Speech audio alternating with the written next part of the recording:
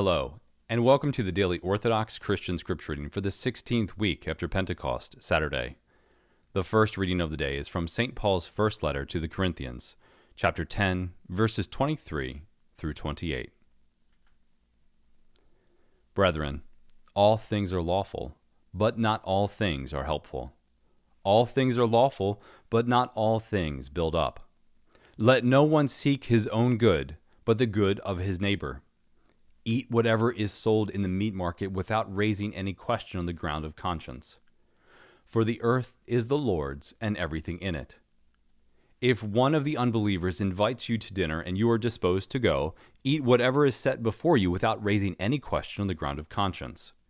But if someone says to you, "This has been offered in sacrifice," then out of consideration for the man who informed you, and for conscience's sake, do not eat it. For the earth is the Lord's, and everything in it. And today's gospel reading is from Luke chapter 6, verses 1 through 10.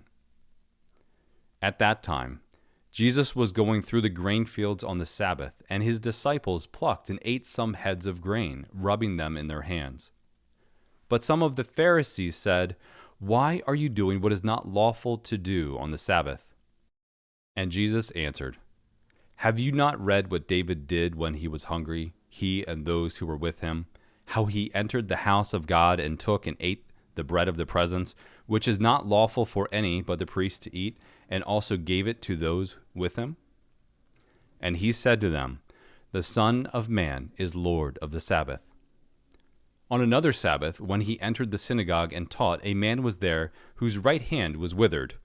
And the scribes and the Pharisees watched him to see whether he would heal on the Sabbath, so that they might find an accusation against him. But he knew their thoughts, and he said to the man who had the withered hand, 'Come and stand here.' And he rose and stood there. And Jesus said to them, 'I ask you, is it lawful on the Sabbath to do good or to do harm, to save life or to destroy it?' And he looked around on them all and said to him, 'Stretch out your hand.' And he did so, and his hand was restored."